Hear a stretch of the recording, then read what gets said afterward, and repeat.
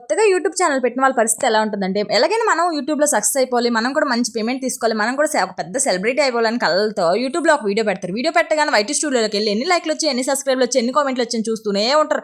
కామెంట్లు పెరగవు, సబ్స్క్రైబ్లు రావు, and channel కూడా గ్రోత్ ఉండదు. ఫైనల్లీ ఏదో ప్రయత్నిద్దామని ఒక వారం ప్రయత్నించి తర్వాత రోజు పక్కెళ్ళి పడుకుంటారు అనమాట. అట్లా ఉంటుంది. కొంతమంది మాత్రం అలాగా ట్రై చేస్తూనే ఉంటారు, ఏదో ఒక రోజు సక్సెస్ అవుతామని చెప్పేసి. ఇంతకీ వీడియోలో ఏంటంటే, బంతిపూల రెక్కలతో మధ్యలో గులాబీ పూల రెక్కలతో మంచిగా పేరైతే డెకరేట్ చేశాను. ఇంతకీ పేరు ఎలా ఉందో కామెంట్ చేయండి. ఇంతకీ కూజ ఏంటి, ఇందులో ఏంటి వేసారు అనుకుంటున్నారా? పాలు నీళ్ళు వేసాము, గోరువెచ్చని వాటర్ వేసాము. ఇంతకీ కూజలు ఎంత కొన్నాం తెలుసా? 400 కొన్నాం. ఏంటక్కో 400 కూజ బాగా దొరికింది అనుకోవద్దు, రెంట్కి తీసుకున్నాం లేండి ఒక గంటకి. ఆ తర్వాత ఒక ప్లేట్లో మంచిగా డెకరేషన్, బంతిపూలతో డెకరేషన్ అయితే చేసాను. ఇవి కనిపిస్తుంది కదండి ఈ షీట్ అయితే మా ఆయన 300 పెట్టేసుకొని తెచ్చేసారనమాట. అందంగా డెకరేషన్ బాగానే ఉందిలేండి, ఎన్ని పూజలకి కూడా బాగా పనికొస్తుందని నేను సరిసరిలే అని చెప్పాను. ఆ పాప ఇండోర్ ఫోటో షూట్ అయితే చాలా బాగా జరిగింది. ఇంతకీ ఇండోర్ ఫోటో షూట్కి ఎంత ఖర్చు అయింది ఏంటి అనుకుంటున్నారా? 1000 రూపాయలు అయితే ఖర్చు అయిందండి. బాగానే జరిగింది ఫోటో షూట్ కూడా.